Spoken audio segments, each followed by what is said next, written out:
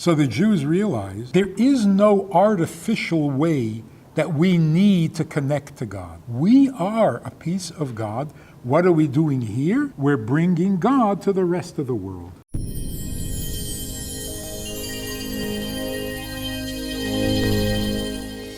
What is Purim? You know the story, you know what happened, you know the miracle. But what exactly? There's Hanukkah is also a miracle. Pesach is a miracle. What's special? So if we put ourselves into their shoes, the Jewish people were experiencing their first exile. The Beit HaMikdash was destroyed and they were thrown out of their land. This had never happened before. And the question was, how are you going to survive? You know, talking about giving up hope or not giving up hope, there are certain circumstances that imply perfection. And when they fail, where does your mind go? The Jews were slaves in Egypt, they got out. They crossed the sea, they fought the wars, they inherited the land, they settled down, they even got along with each other for a while. And they built a Beit HaMikdash. Perfect. Perfect. All of a sudden, they find themselves outside of Israel without a Beit HaMikdash. What are you looking forward to? It's all over. You reached perfection, and even that doesn't work for you. So what are you going to try next? So this threat was not like any other. While they were in Egypt, suffering terribly, being persecuted and killed, they had something to look forward to. We'll get out of here, we'll go home. They were home, they had everything they wanted, the Beit HaMikdash had been built, the glory of the world, not good enough? And from that you get thrown out? So what are you looking forward to now?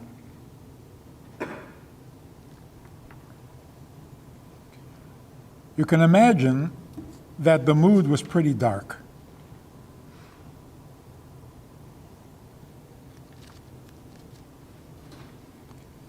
It might also explain how Haman and Achashverosh were so bold and so confident that they can do whatever they want to the Jewish people. Everybody, 127 countries, and they were all confident. The Jews, they're finished. You can do whatever you want to them. So when Achashverosh said, the nation, the people, the Jews, they're yours. Do whatever you want. Makes sense. Because it was obvious to the whole world, the Jews had their 15 minutes of fame, they're finished. So, what was the sin that the Jews were guilty of? In their panic, thinking, how are we going to survive? They came to the conclusion, the only way to survive is to become good friends with Achashverosh. By the way, what does Achashverosh mean in Persian? Ancient Persian. That was not his name. There's no such name. The word Achashverosh means a pain in the head. Achash Barosh. People called him that because he kept changing his mind. He wasn't a real leader. He wasn't of royal blood. So he was insecure. So you told him to do this, he did this. He comes, somebody the opposite, he did the opposite. He made everybody crazy. So they called him Achashverosh because you're giving me a headache.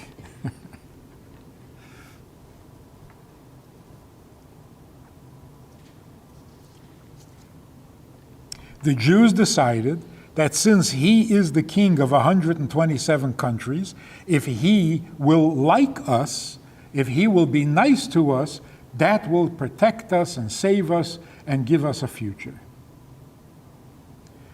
And we learned the hard way, you can't rely on people. Certainly not on one person. So the miracle of Purim was that we went from complete despair to great joy and to great self-confidence. Mordechai became the vice advisor in place of Haman. And the Megillah says most of the Jews thought that was a good idea. Not all of them. Most of the Jews, the leaders, thought that that was a good idea. Some thought, what are you doing it again? Now you're going to depend on Mordechai being a big macher in the government? You have to depend on God alone. I don't know if you heard about this story. This young man that was arrested in Iowa, Rubashkin, and he was given 27 years, and he got out after 8 because Trump decided to let him go. Trump said to somebody, I was good to the Jews, I let the butcher out. A butcher. He was running a slaughterhouse worth multi-million dollars. You know, the butcher, I set him free. He told the story at a party after he came out. They had tried everything for 8 years. Appeals, new arguments, new evidence came out, review it, everything was turned down. His lawyer came to him one day in jail, and he said to him, I'm sorry. The latest attempt to work the system and to has been refused, and that's it. We're out of options. He said, thank you. And he went back to his cell and told himself, now I'm getting out. Now I'm getting out. And a few days later, the guard told him that he was wanted in the office. He was in the middle of eating. And for 8 years, he lived on matzah and tuna. So he was in the middle of eating, and he went to the office, and they said, get out. You're free, leave. He said, okay, I got to go back to the cell. I have to bench. I have to say Birkat Hamazon and get my stuff. And they said, no. Once you're free, they don't let you stay for an extra minute. Because if you're free and you get hurt or killed, it's serious business. If you're still a prisoner and they kill you, nobody cares. So they said, no, out, directly out. He said, I got to get my tefillin. They let him take his tefillin, and they rushed him out the door. So he says at the party, he says, when my lawyer came and said there is no more hope, he knew that now I'm getting out. Because as long as you rely on a human being, you're not going to see the miracle. When his lawyer said, no more human hope, he said, oh, good. Now, God will take me out the way it should have been in the first place. There's a famous story about a guy who would come to the Rebbe back in Russia. Every year he came to the Rebbe and he begged for a blessing that he should make money. He's very poor. He had a horse, and he would schlep wood. From the woods, he would gather some wood and schlep it and try to sell it for people to use in their fireplace. Every year he begged the Rebbe, please, I need. Nothing ever happened. Until the dreaded day came and his horse died. He runs to the Rebbe and he says, Rebbe, please, I need income. I need to support myself. The Rebbe gave him a bracha and he became wealthy. So he comes back to the Rebbe and he says, I'm trying to understand. You gave me bracha every year and it didn't work. Now you give me a bracha. Wow. Why didn't this happen earlier? So the Rebbe said, because until now, when you asked me for a bracha, you meant, how can I make more money with my horse? You had an old horse. How much money can you make with that horse? But as soon as the horse died, now you're asking for a bracha from wherever. Okay, we got past the horse, now you can be rich. But as long as you were depending on that horse, how much can you make already? So, when you rely on a human being, what kind of miracles can possibly happen? But when all the human efforts were gone, he said, now I know I'm getting out. Because if it's in God's hands, good things happen. That's what happened on Purim. So, the miracle of Purim, this is really amazing. Jews were at Har Sinai. They heard God. They were inspired incredibly. They came to Israel, the promised land, milk and honey. They built a Beit HaMikdash. They had prophets. They had a king. How much more inspiration do you need to be a good Jew? And yet the Megillah says that on Purim, Jews became good Jews. What happened?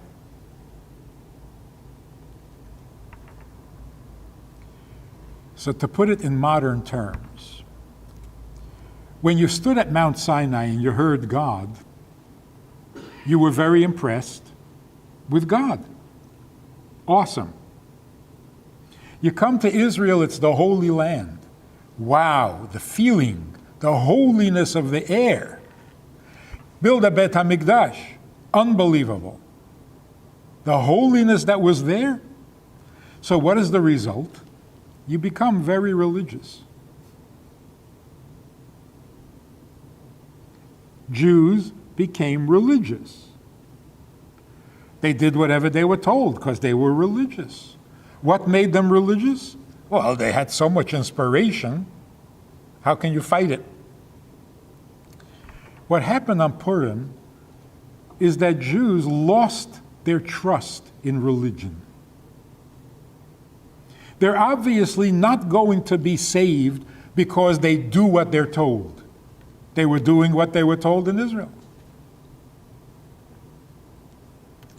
They realized that a Jew is Jewish. He doesn't need a religion to connect him to God. Because if you use religion to connect you to God, why can't you use Achashverosh to connect you to God? Why wouldn't Achashverosh be the way God will give us the blessing? Through him. Through a friendly government. They discovered that there's only one way that we can identify ourselves. We are Jews. And that means we are God's partners in creation, whether we're religious or not religious, whether governments like us or don't like us. We are part of Him. We don't need a religion. We just need Him. So when He tells us to blow shofar on Rosh Hashanah, we do it because we're His. You see a child bring his father a drink. You say, wow, what a religious kid. What's religion got to do with it? He's bringing his father a drink. Is that religious? He's a religious son? You can't be a religious son. If you're a son, you're a son. Whether you like it, you don't like it, it's a fact. That's the amazing thing that happened on Purim. Jews discovered, we are Jewish. We don't have a Jewish religion. We are Jewish. We don't have ways of getting to God. We are a piece of God. So what are we doing here? Like the anti-Semite says, if you're a heavenly people, go to heaven. What are you doing here? If you're God's chosen, then go be with him. This world is ours, not yours. That's real anti-Semitism. So the Jews realized there is no artificial way that we need to connect to God. We are a piece of God. What are we doing here? We're bringing God to the rest of the world. We cannot become more Jewish. We're not here to become more Jewish. And the Torah, with all the mitzvot, were not given for us to become more Jewish. Our job is, through the mitzvot, to make the rest of the world godly. You see, you had to be thrown out of Israel to realize this. Because imagine if Jews stayed in Israel forever. For the last 3,000 years, Jews live in Israel. We would forget that there's a world. We would forget that there's another country besides Israel. So God said, no. You are not here to live in a holy place, in a holy land, and act holy. You are here to make the rest of the world holy. And how do you make the rest of the world holy? Because you can't get any holier. So stop working on yourself. We have a perfect example for this in our times that I don't think ever existed before. The rabbi mentioned rich people, just as I walked in. I heard Bill Gates, that was the first word I heard. We have people today who are worth $100 billion. Well, that was last week. This week, I think he lost $60 billion. Nobody told him because it doesn't make any difference. When you have $100 billion, can you possibly believe that the $100 billion is for you? Will anybody take $100 billion and keep it under their mattress? It's mine. Yeah, what are you going to do with it? Oh, I'm keeping it. It's ridiculous. When you have $100 billion, it is so obvious. It's your money, but it was never meant for you. It was meant for you to deliver it where it's needed. That is so clear. These people who are worth $100 billion, they're desperate to give it away. When his net worth went down $60 billion, he was like relieved. That $60 billion, he doesn't have to figure out who to give to. So the money is a burden to him, a job, a responsibility. But he can't possibly believe that it's all for him. Now we understand that's a very good example, a very good model. Anything I have was not meant for me. I have love. I'm capable of loving. For me, God gave me the ability to love so that I should love myself. That's sick. That's like the guy with the $100 billion keeping it under his mattress. It's all for me. No, it's not. Love was not meant to be kept. Love is something you give away, like money. You have knowledge only for you. You're not going to tell anybody else? The Rebbe made this a slogan. If you know Aleph, go teach Aleph. And when you learn the Bet, you'll go teach Bet. But who says that the knowledge that an Aleph is only for you? Why do you think you have this knowledge? To keep it under your mattress? This is Purim. Purim means we don't need to be fixed. We don't need to become more religious. We don't need to become more godly. We have to take the godliness we have and share it with the world. And godliness is more valuable than $100 billion.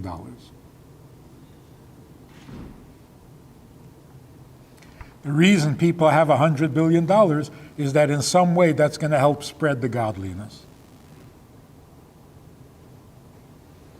Otherwise, it's a waste of money. So, the miracle of Purim is that we don't need self-improvement, we need to improve the world. And that's why, possibly, we have the strange mitzvah of getting drunk on Purim. Getting drunk means stop being calculated. Stop being mental. Joy means outward, express, share. When you're sad, you close up. You become introverted. So the mitzvah is to be so happy on Purim that you're out of your mind. But it doesn't mean through alcohol, because that's artificial. You sober up and you're the same person you were before with a little bit of a hangover.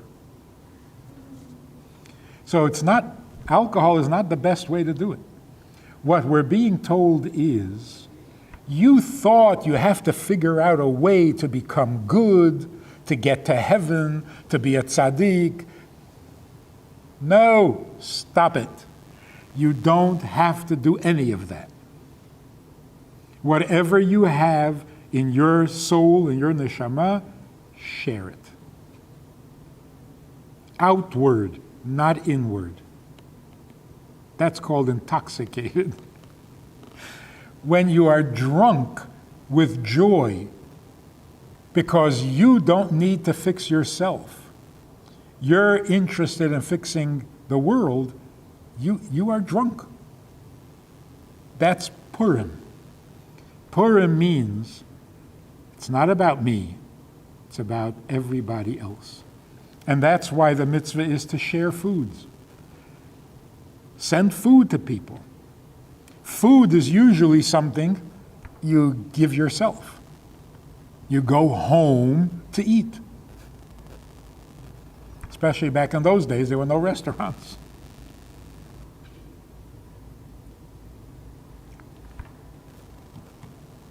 So possibly, a deeper insight. The Jews made a mistake because they went to Achashverosh's party and enjoyed it.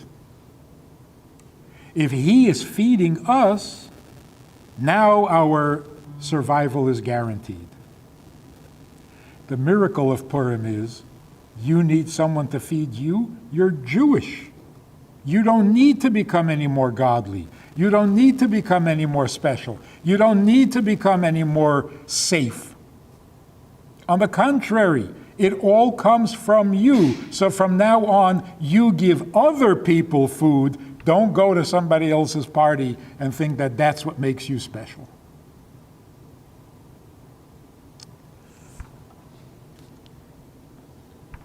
So this is what it means. You have to be so out of your mind on Purim that you can't tell the difference between Mordechai, who is blessed, and Haman, who is cursed. Don't take that literally. Because if you're celebrating Purim by not knowing the difference between Mordechai and Haman, you just forgot the whole story of Purim. How can you celebrate Purim by not knowing the difference between Mordechai and Haman? That's like celebrating Pesach by eating bread. It's a contradiction. If anything, you celebrate Purim by understanding better the difference between Mordechai and Haman, because that's the story of Purim. So what does it mean? Listen to this. Mordechai is blessed. I mean, he won. Haman is cursed. He lost big time. On Purim, you should not know the difference between winning and losing, between blessed and cursed. Why? Because it's not your problem. You don't need to be blessed. You're not ever going to be cursed. You don't need to win. You're never going to lose. Winning and losing is not a Jewish problem. If you enjoyed this conversation or this topic, and you're looking for more information, or you want to hear it again from another angle, there's a way to do that. And that is in this book. It's all there. Order it from Amazon. You can read it, reread it, and share it.